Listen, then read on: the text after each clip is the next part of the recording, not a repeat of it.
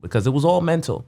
I was super intimidated. I walk to a spot or I'll see a person on Instagram and I'll judge him like, oh wow, he's way stronger than me. If he did that on the Instagram post, nah, I don't want no problem. So he really taught me to don't be bothered by that. Just worry about yourself, because my weak mentals were limiting me. Today our guest is Snoop, a frequent face on the calisthenics rep scene in New York. He has competed and won in several rep competitions, literally too many to name. We speak about how he was initially intimidated from working out and then fell in love with calisthenics. We talk his training routines and style, and how does he fit it all in while having 2 kids and working 60-hour work weeks. Enjoy. What's good, Snoop? Chilling, bro. You already know. Same old, different day. Cool. All right, so let's jump. How did you get started with calisthenics? So I used to play ball. I was a big basketball player. I played high school ball. I played a little bit of college. I was always tiny, all hair. I was like a $130 tops. So I wanted to get stronger for basketball. So I started working out and realized that working out is his own sport. I found out about the competitions, that nature, because I'm into calisthenics for the competition. So I started working out and realized that they hold competitions, and this actually just replaced basketball for me. So that was about 6 years ago. How old are you? I'm 34. Okay, so like 29. Yeah, about 29 I started, yeah. So what was it that made you, what was the specific thing that sparked it? Why calisthenics and not bench pressing and curling? Well, me being so small, my brother played football, I played basketball, so they always made us do light calisthenics, because I was always told as a basketball player, if you bench press, it messes up your jump shot. So they always made us do push-ups, pull-ups, things like that. And then, like I said, I started, I met a few people, and I started just falling in love with it, seeing certain things wow, that's crazy. And then just got into it from there. What's some of the things that you fell in love with that felt like that's crazy, you know? Well, the muscle up for sure. That was the first one, because I'm scared of 80% of the things y'all do. I'm scared of 360s. I'm scared of all of that. So the muscle up to me was the top move. That was the highest. To me, that was a trick. So after that, I saw Quincy France. He's the first person I seen do it. And at the time, in person? He was in person. Where at? Blink, Jamaica. I was there on my lunch break from work. Wow. Yeah. I never knew that. Yeah, and he did it. So you were there for your regular workout, and Q's there doing his thing. Yeah, absolutely. No, actually what it was, I was working out. I'm going to tell a little backstory. I was working out. I was just doing stuff I seen on YouTube. This girl who was a trainer there came up to me. I was doing something dumb. I was on the balance ball trying to do pistol squats or something, because I saw it on YouTube. So this girl comes up to me and she's correcting me. And this big brolic weight head comes up to me leave him alone. We don't talk to those guys. So I was damn. To the point where I got so discouraged. I'm I'm not working out no more. I don't belong here. So I came back a few months. I'm on the pull-up bar. I'm doing my little... Wait, so he met these guys by people doing Bosu ball stuff and stuff? What I took it as a person that doesn't know what they're doing. Because I was a legit beginner. I had not one muscle on my body. So a couple months later, I'm on the pull-up bar. I'm doing sets of 7, and I'm thinking I'm doing okay. And then this guy comes up to me excuse me. So I'm here we go again.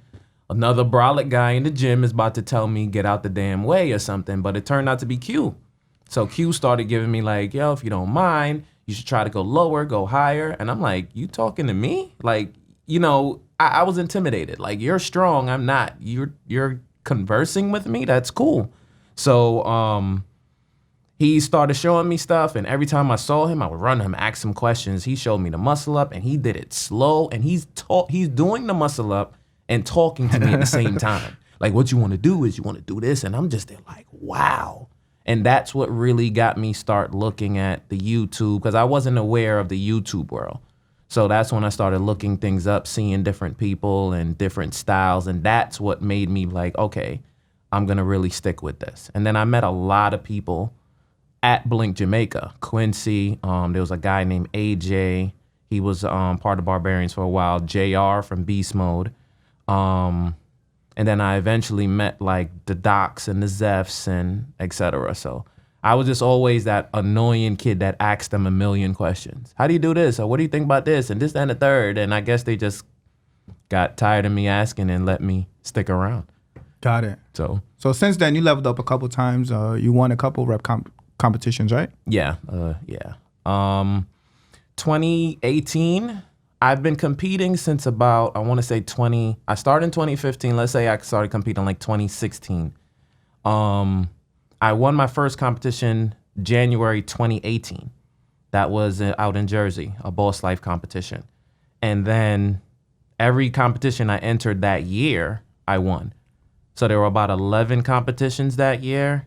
No, I lost one, sorry. I lost one, winter reps. But I won about 10 events that year, 2018. Most of the competitions are structured on who could do the most.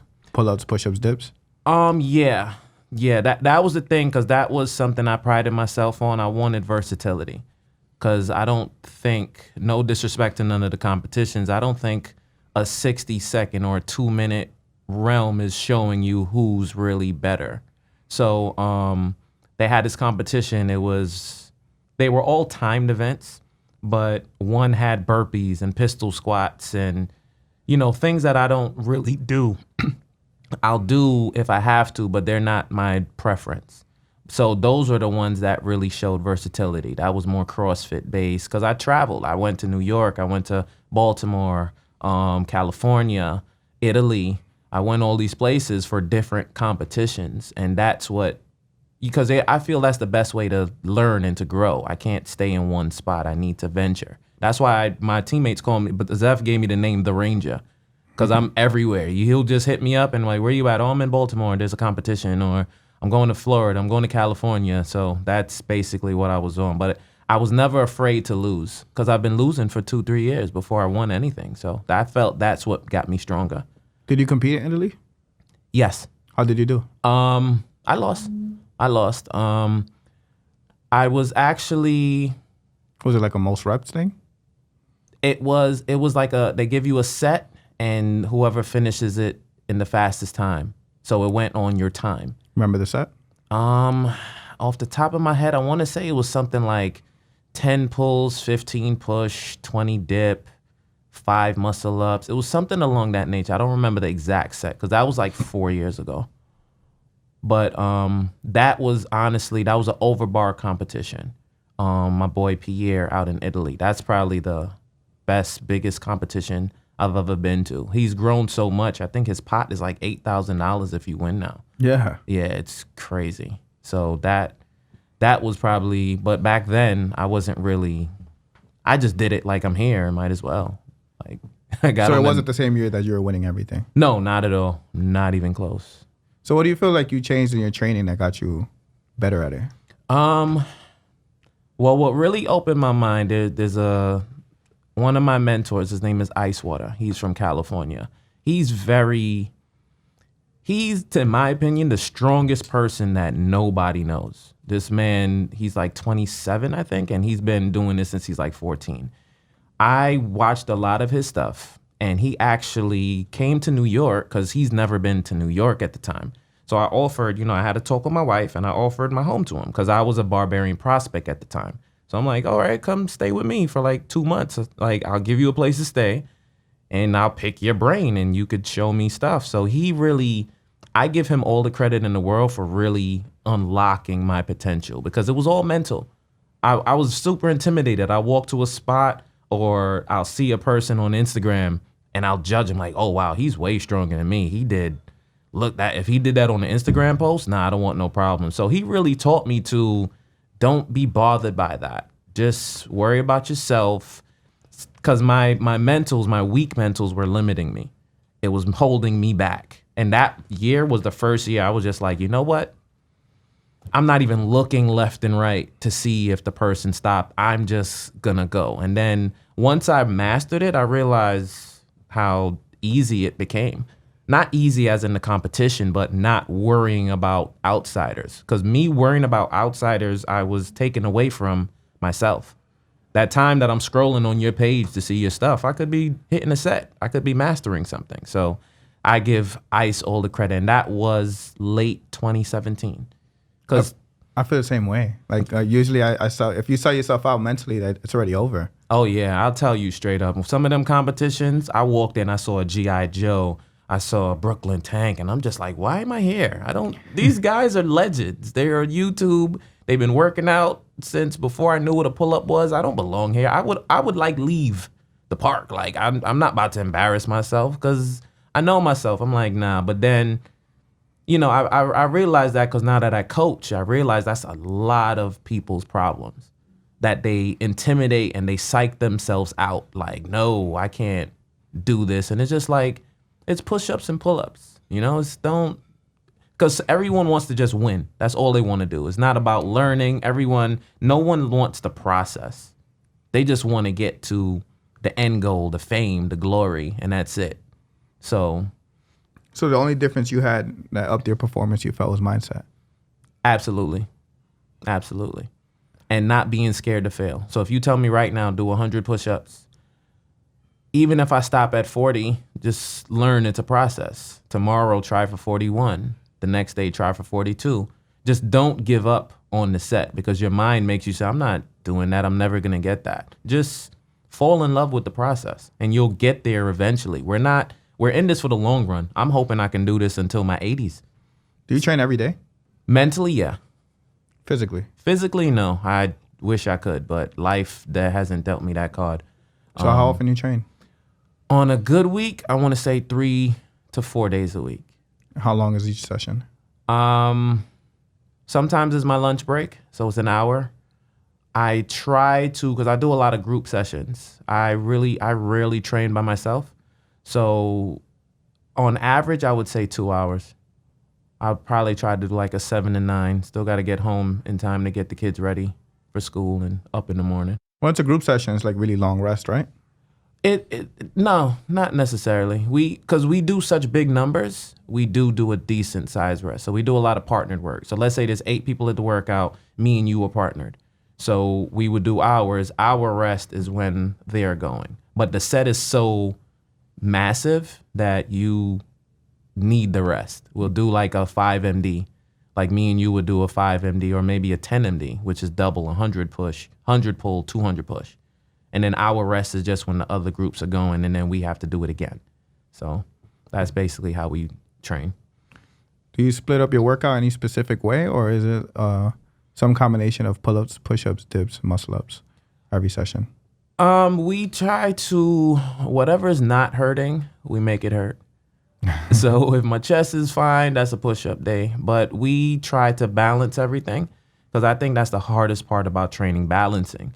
When you start working on your pulls, your push lacks. When you start, working on your grip, you lose something. Legs always gets lost in this upper body craze. So we try to keep very balanced with everything. So we don't have a set schedule, but we'll have sets that we aim for, and then we'll just keep working at that. We're influenced a lot by like what we see on social media and just personal goals that we have. So like right now, I want to do 50 pull-ups. That's one of my goals, to hit 50 pulls straight clean. So I'm doing like every Monday, trying to add one more pull. Right now I'm at like 44. So next Monday I'm gonna try for 45. So just trying to do things like that. And a lot of us in my group, we put what our goals are. Like one of my females, her goal was to get the 5 MD. And it took her about, I want to say like 3 months, but she finally got it. So now we on to her next goal. So that's basically how you guys share your goals in like a text message? Yeah, we have a group chat. Cool. A WhatsApp group chat. So for your pull-ups, do you go all the way up and all the way down, chin over? Because there's always a range, a spectrum when you ask people what's a pull-up. And then you have some people that will describe their pull-up and then that's not actually what they show. So I had this conversation. Me personally, Snoop, I do chin over and I try to go, I don't go full 100% ROM. I try to aim for something in between 95 and 98 just to preserve the elbow. Because I did used to have elbow problems. But I encourage because I compete. So I hold myself to competition standard. So if there's somebody that just works out in the park, you set your own standard. So it's not for me to tell you, you got to go higher, you go lower, whatever floats your boat. But if you come into the competition realm, I get to hold you to that standard. I get to correct you because now you're entering a whole new realm. So when people try to critique people that's just in the park or just doing this for recreation, it's not our place to tell them that their form is good or bad because that's what they want to do. But if you come to me, hey, Snoop, I want to compete, then I can tell you, okay, if you want to compete, this is the standard. But if you're just in the park, if I just walk into a random park and see a random person or a random Instagram post, I'm not going to critique your form unless you ask me. And also as a barbarian, you know, I hold myself to that standard. Zeph, as the leader of barbarians, he sets a rule of if you represent my brand, this is the standard of pull-up. We do. So, you know, I hold myself to that as a current barbarian. So me personally, yes, I try to go chin above and the best form I can. I aim for 98 to 95. I agree with everything you said. I think it was pretty clear cut. Yeah. I think, you shouldn't just offer advice, especially if someone's specifically not locking out for whatever reason. Yeah. It's a decision they might have made in an educated, you know. Exactly. Because I see a lot of bullying with this. It's annoying. Everyone has an opinion.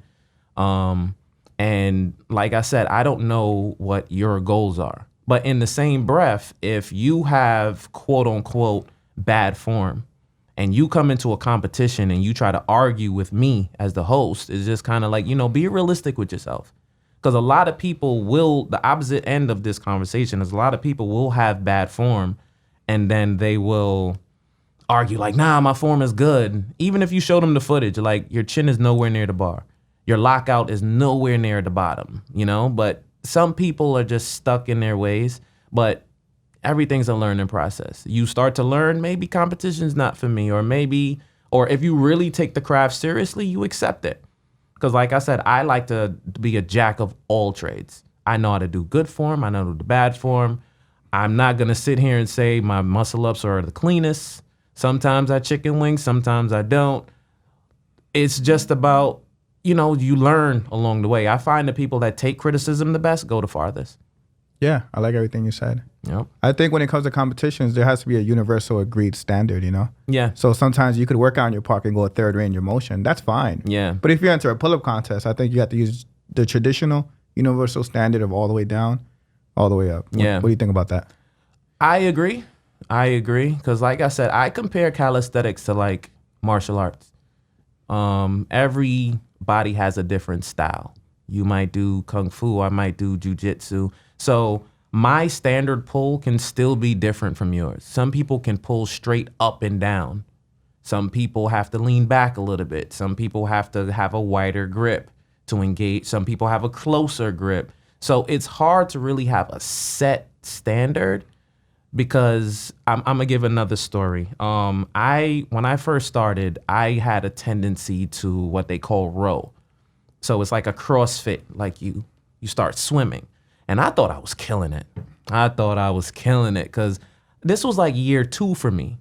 I hit 40 pull-ups on it. I posted it real quick, proud. Like, ooh, look at this 40 clip I did. And you know, some people, they attacked me instantly attacked me. And I'm like, damn, like I thought I was killing it. So they, you know, I was aware of it. We went back and forth. We argued because I'm like, you know, I wasn't into that part of the game yet. I didn't know how to accept the negativity because it wasn't hey, that's bad form. It was like, oh, that's trash. And I'm like, I'm a grown man. Don't tell me I'm trash. Tell me how to fix it. So bottom line, it ended up as a battle. I met up with the guy. We battled, strict form. I actually beat him. And we had a conversation about it, about like, you know, how I felt, how he felt. And I learned from that, you know, I didn't roll since then. I'm like, I'm not doing this because I don't want to go through this again. So I started stricting up, but that was something that when I learned, because my thing was my chin was over the bar and I was fully locked out. Who cares if I'm swimming? Your rules, you told me chin above and full lockout. I'm doing that. So now it's a problem because you saying I'm going with momentum. So I'm like, that actually turned into we need a set standard because you set a standard technically I followed those rules, but you still found a problem with what I'm doing. So where do we evolve from here? And that was 4 years ago.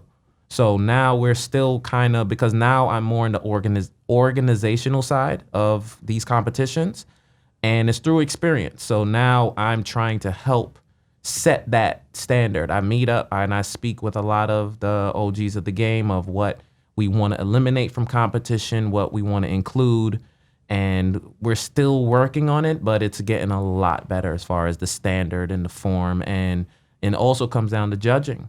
The judges, you know, they have to agree, because some people will get away with bad form, and you know that looks bad. It looks bad because if I see you do bad form and then I'm getting judged stricter than you, that discourages you from competing as well. So I think this year, the one competition we had in New York this year, the judging was pretty well to me. It was very good. And I think moving forward this year, it's going to be a lot better than it has been in the past. What do you think about dead stop pull-ups for a form of competition? So you pull up, wait till the lockout, and at the lockout, people tell you to go back up. I first seen dead stop in Italy, and I think it's good. You mean like when they tap you on the rib, like that's your indication to go up? Or any type of signal that lets you know, okay, the lockout's been confirmed, you could go up again.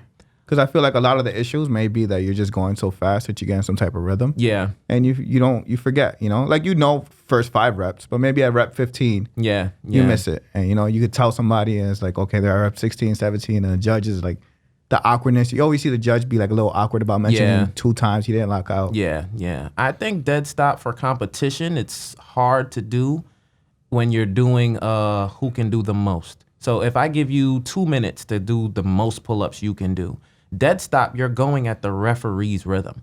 Because Chicago Pup J last year, they do Pup J, they do dead stop because that's Amari's preference. He's the host.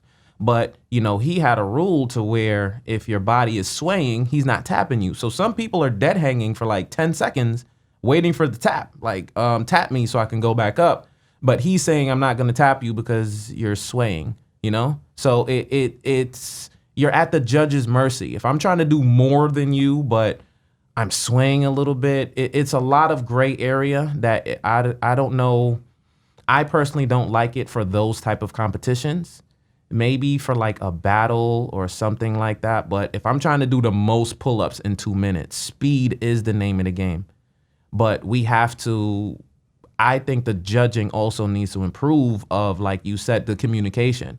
Even though it's awkward for me to tell you twice, I have to, 5 times. Like, listen, stop. I'm not counting none of those, because a lot of the mistakes I've seen was the judges don't say anything. I'll get off the bar thinking I did 100, and then you tell me, oh, I only counted you for 6. And it's just like, dude, why didn't you tell me mid-comp? I would have adjusted, Yeah, So shout out to Q. He started what he's calling the CCA. So he's starting like an official referee league. Because our competitions, we go on some ed. You're here. Oh, hey, can you referee me since you're here? And, it's just we just pick random people. There's no official anything. So now, like I said, through trial and error, we're going through that. So I really think this year the universal standard is going to be set and look a lot better than it has in the past. How often in rep competitions would you say the person that should have won didn't win? In my experience, I remember competing at 5Bs. The first time I ever competed, I don't remember what year it was, a couple years ago. Mm-hmm. And I came second place. They divided by weight class. Yeah. And who could do the most pull-ups in 2 minutes. Mm-hmm. And I remember I was training for it, and I was like really excited. I ended up getting second place, but I was going all the way up, all the way down. And the guy who beat me was, barely breaking the L and coming back up. Yeah. Now, at the time, I feel like I think the rule was just breaking the L. Okay. But in my experience, a lot of rep comps, I felt like, okay, there's not really a universal form set. And I feel like, I wouldn't say every comp, but a lot of the comps I've been to, the person who should have won was not the winner. Yeah. I've seen it happen more than often. And like I said, it comes down to, I have a real eye for things. So if your grip is wider, you have less range of motion. You don't have to come down as low. If your arms are longer and you're and your arms are closer, you have to really come all the way down to emphasize the lock. So I think a lot of these things played a role, and it's up to the veterans of the game to realize these things. Like, for an example, G.I. Joe, his form is super wide. When I used to compete against him, he's damn near at the end of the bar. But his full range, this is technically full range for him. My full range is here, and I'm way lower than he would be. But I'm the type of person to where I have so much pride in the game that I want to beat you no matter what you do. Even if you cheat, I want to beat you, because that's a testament to, damn, Snoop is strong. Like, I cheated and he still beat me. Not saying that Joe was cheating, but I was never the type to tap somebody, hey, tell them go closer, go wider. But I personally think that does give some people an advantage. And genetics, if your arms are longer or shorter or things like that, it gives you, everyone has a different range of motion. So that definitely plays a role. And a lot of people, not to say there's favoritism, but we know a lot of the heavy hitters. So when they get on the bar, I personally witnessed some people get more of their reps counted and they shouldn't have. And that's part of the reason why after 2018, not to say I stopped competing, but I felt I can do more help organizing, because I know a lot of people and I'm so passionate about calisthenics.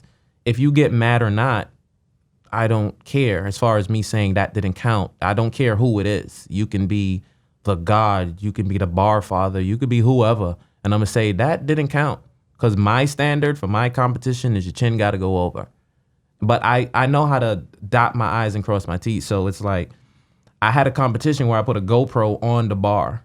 So I'll show you, like, hey, if you think I cheated you, look, here's the rep. Your chin did not go over. I'll put it in slow-mo, the whole 9. So that, I think that's what's going to improve the competition, because a lot of people said, I don't want to compete no more. They cheat, or the refs, or favoritism. And I wanted to help change that. So that's why I stepped out of competing in 2018 and started hosting more in 2019. And 2020, I'm hoping to do the same. How do you say someone should train to increase their reps? You know, my goal is to get, let's say, the most pull-ups possible. How should I train? How should I structure my workout? Well, consistently, absolutely. For what you specifically said, what I would say is, you know, set your numbers. So if you're aiming, let's say someone's aiming for 30, there's a few ways you can get there. A lot of people ignore your grip strength, not realizing how important that is to your fatigue pull-ups. A lot of people can just go for broke and then have nothing in the tank after. So sometimes I would do short reps. So let's say I'll do sets of 10. I'll do a set of 10, literally count for 5 seconds, go back up for a set of 10 until I can't anymore. So let's say I get 4 of those done before I end up breaking the 10. That, to me, is still helping me get to the big number. So you don't always just go for the big number every time. You still break down. So some days I'll just work grip. A lot of people, if you work grip for 2 hours, you can't even close your hand. You can't snap, you can't do anything. The test of a good grip strength day is if you can snap your fingers. If you can snap, you ain't doing enough. You should be like this. So like I said, that translates to the fatigue reps. So I would practice, sometimes I would practice how many pulls I can do before I pause. Sometimes I would pause on purpose to practice the fatigue reps. Sometimes I would do an ISO first before I even pull to just practice, okay, my grip is dead right now. How many pulls can I get? And then I would add all of those into my bigger number. So week 1, let's say I'll do like a 4-week program. Week 1 is just going for broke. Let's say you work out 4 times a week, 4 different sessions. You would just do as many pull-ups as you can. Yeah. Some days I do a lot of, it's called on the minute training. So you set a timer. Every time it hits a minute, you go for a set number of pulls. I would do that for like half hour, sometimes an hour. So like, so let's say 10 pulls every minute for an hour. But that's not the same thing as maxing out. No, but those things, you're still pulling. So you're still working that muscle. So like I said, I personally don't like to just practice the max out. Let's say I would do these things and then I would test the max out to see what worked. Because I would go for my max. So let's say I'm going for my max, and then when I'm finished, I realize, damn, my forearms are on fire. And that's my indication to I need to do more grip work.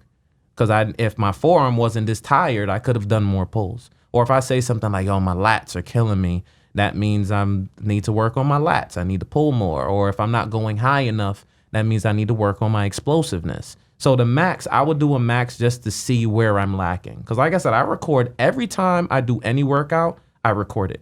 I don't post it on Instagram, but I record it and I literally study it. Like studying, like, damn, I felt tired at 25, but I still look comfortable. So it was mental. So because your body starts to panic, like, what the hell are you doing? Get off the bar, you're tired. So I really break it down that way, work on the little things, and I feel that personally worked for me. How often would you max out? Well, now I changed my training, so I want to say I max out at least like twice a month, like every 2 weeks, because that's one of my goals for 2020. I want big numbers consistently. So I started to do it, because before I would do like the 5-minute drill, 50 pulls, 100 push. I would start off with my max, obviously, to get as much out of the 50 as I can. But that was the bulk of what I was doing. But now I do it consistently every 2 weeks. What would you say would be the number one thing that has had an increase on your pull-ups? On my pull-ups? The number one training technique, the number one thought, the number one workout routine? The source of my power is my family. Like I said, I never train alone. So I have I was always the type growing up, I always had that rivalry, but it wasn't malicious. Me and my older brother, who could finish their breakfast first? We would race to the car to sit in the front seat. I was always that type of person. So translating that to my training, if you do 30 pulls, I'm going for 31. And then you're going to go for 32. Then I'm going to go for 33. That's how all my training sessions are. So that's really my motivation. Because like I said, I never train alone, and I have brothers all over the world. The Barbarian family is broad. I have brothers in Spain, in Italy, in California, in Israel, in Ukraine, everywhere. So when they send a post like, hey, I did 45 pulls today, best believe on my lunch break, I'm going to try for 46. And if I don't get it, ooh, you got me. Give me 2 weeks. You can't have this bragging right on me. But it's brotherly. It's love, because my gains are your gains and vice versa. So that's my biggest motivation, especially following Zeph. Like, Zeph is a walking alien. He's not from Earth. So trying to emulate him is really what pushes us. Because like I said, brotherly, we don't do it to be cocky, but that's our source of motivation. We chase each other. If you do 100, I'm going to try, because I don't want you to have that over me. I want to match you.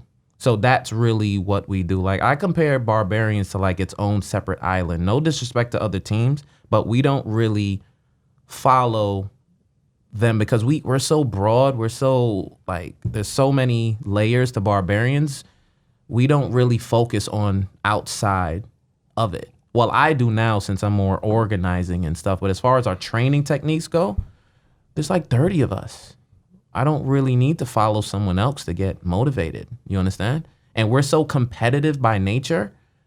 We'll challenge it, but we'll challenge it respectfully. Because I've noticed a lot now, like challenges turn into like you talking about somebody's mother. If I just challenge you to pull-ups, that's what it is. I'm challenging you to pull-ups. Some people, oh, you can't challenge me. You can't talk to me like that. What? It's just pull-ups, bro. Like, I just wanted to see if I could do more than you or vice versa. But like I said, it's all about your purpose in the game, why you're here, and your just mentals regardless. So the thing that fuels your pull-ups and your max number would be surrounding yourself with motivation and people that you can compete with. Absolutely. 100%. All right. So something you told me off the podcast that I found interesting is you work 2 full-time jobs, right? Mm-hmm. How many hours you clock in? And you're a father. Yeah, I have 2 kids. I'm married. 2 kids, 8 and 3, and I have 2 full-time jobs. I'm a security manager for homeless shelters. So I work minimum 75 hours a week. Not 2 weeks, 75 hours in 1 week. So, yeah. How many hours you sleep? I still get like a good 5 or 6 hours. So let's say, because the beauty of it is I set my own schedule. So, but like I said, that is still a lot of hours to clock, still have time for my family, still have time for training. But I never make excuses. You'll never hear me say this, oh, you only beat me because I had to work. I'm not that type of person. Everyone has to play the cards that they dealt. But my job is very, very crazy. And as a manager, I'm the one that deals with all the crazy. My phone literally goes off 23 hours a day. It's always in my hand. And like I said, I work in the shelter system. So it's a lot of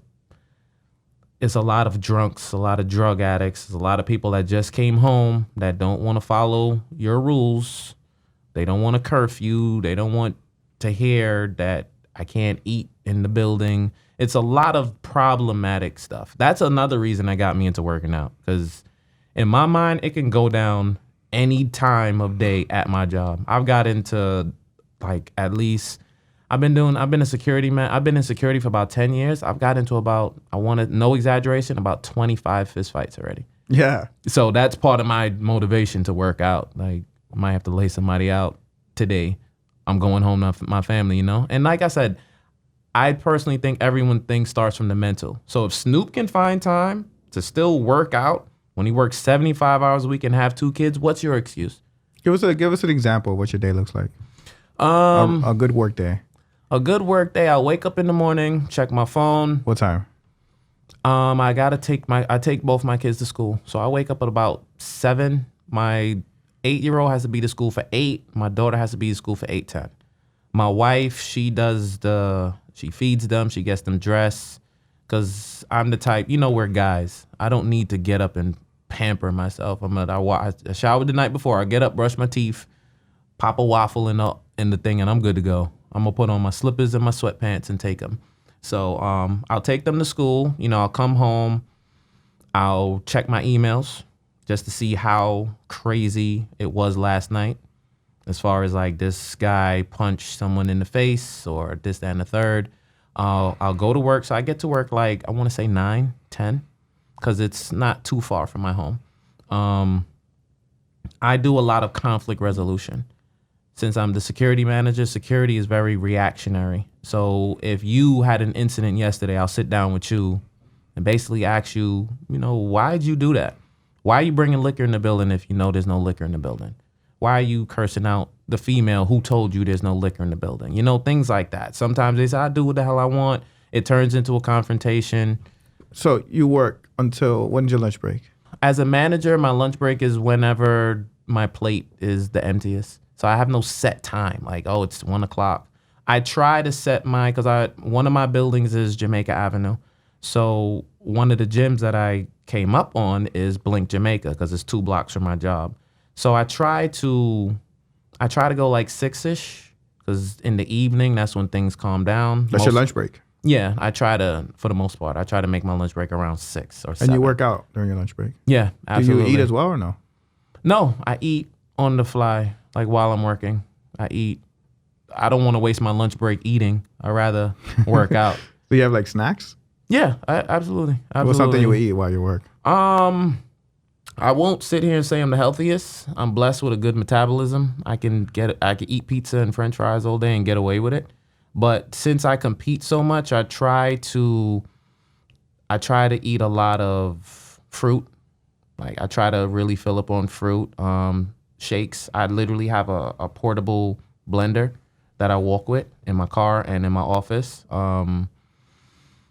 I try to eat I still eat meat, but I try to eat a lot of lean meat. So like ground turkey meat, the wife cooks, I'll take stuff with me. I have a microwave in my office. So I try to save my lunch break for training as much as I can.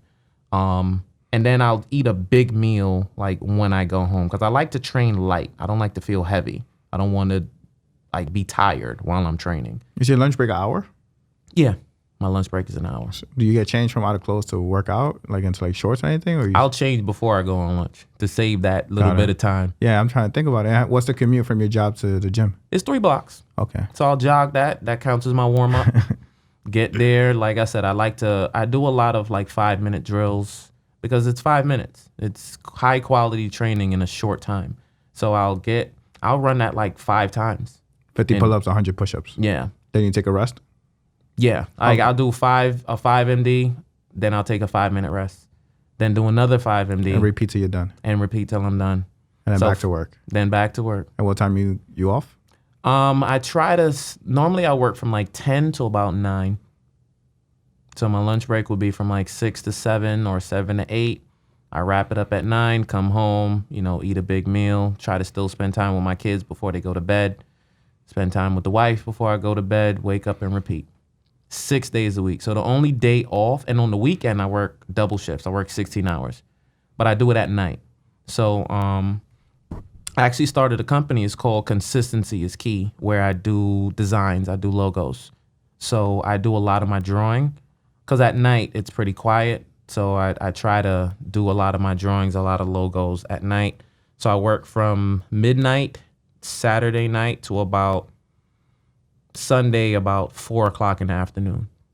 And that's because, I'm trying to get a house. I live in New York. I got an apartment, trying to just still stack money to, provide for the family. You make the most out your week. So all that, and you're still... And I still train 4 days a week. Super intense. So I feel if you love something, you're going to find time to do it. And I'm super passionate about calisthenics. So it's not a burden to me. It's so real. I mounted a bar in my house. Like how you mount a TV, like I mounted a bar by my bathroom. So every time I go to the bathroom at home, I try to do something, some iso, some pulls. And also my wife, she does calisthenics as well. She competes, she does everything. So it's that's a big burden off my shoulders, honestly, because we share the same thing. It's not, oh, you always in the gym. We go to the gym together, and that's like a date because we're both into the same thing. She does the push-ups, the pull-ups. She does everything I do.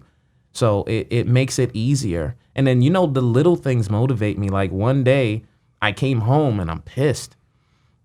And I just see my daughter like, hey, daddy, look at this. And my wife picked her up and she almost did a full pull-up herself. And she was 2. That's crazy. And that, I was just like, oh my God. Like that just took the entire bad day away from me. And that actually motivated me to work out because it's very hard to juggle. I'm not going to sit here and say it's easy, but 75 hours a week at a hostile, stressful job where every day I'm being threatened or cursed out or something. That's why the working out helps because it brings me balance. That's why when I work out, no disrespect, I don't like to, we'll talk, but I don't want to do more talking than training. I want to get all this aggravation. That kills me sometimes. Yeah. Sometimes people just like start. Yeah. It's like, oh man, at least talk to me while I'm hitting a rap or something, My team calls me Ike because if they talk too much, I'm hitting them straight like that. Stop talking. We're not here for that. We have chats. Talk in the chat. Don't talk at the workout because I'm here to get all this bad voodoo mojo from my work day. I'm trying to let it out on the bar. And y'all talking about girlfriends, boyfriends. I don't want to hear this crap. Let's just work out. We'll talk about this later. Especially when your time is so limited. Exactly. How would you tell someone to get started in calisthenics? I would say the first thing I would say is find your reason. Your reason for being in calisthenics is your motivation. So, like I said, I'm into it for brotherly bonding. So as long as I have my family around myself, I'm having my motivation. Whatever motivates you, keep it around you as often as you can. So if you work out because you want a beach body, you want to go on vacation, schedule a lot of vacations. That's your motivation to work out. If your motivation is to be better than anybody, join every competition. If your motivation is to just get girls, surround yourself with females, So pinpoint what motivates you. Because like I said, I used to train people. I don't train no more because I don't have patience and I don't have the time. But some people will be like, oh, my birthday's coming up, so can you train me for a month? I want to look good. So after your birthday, what is your motivation to continue? You understand? So I realized whatever your motivation is, have that around as much as you can. And then, don't rush the process. Build your numbers slowly. My wife, she was doing push-ups on her knees when she started. Now, over the 3-4 years, she can give you 70 push-ups unbroken, So you have to fall in love with the process. Don't rush to be at Ed's level when you don't even understand. Ed's been doing this for 10 years. You just started. So just fall in love with the process. Just compete with yourself and your numbers and have fun with it. I look at all these workout videos. No one smiles no more. Everyone's so serious. Have fun, right? Like, this is working out. It's a sport. It's a game. Enjoy it. Everyone just wants to get there right away. Enjoy the process. Enjoy the ride. Well said. All right. So where can people find you? I know you have your own podcast, right? Yeah. My podcast, Open Bar, it's strictly on YouTube. My YouTube is Sick Elite, CIK space Elite. The CIK stands for consistency is key. I'm on Instagram, Snoop with 3 O's _fam first. And yeah, I'm on Facebook. I ain't on there a lot, but that's my government name, Anthony Ellis Gill on Facebook. Beautiful. Thank you for stopping by. I appreciate it. Ed, appreciate you, man. Thank you for having me.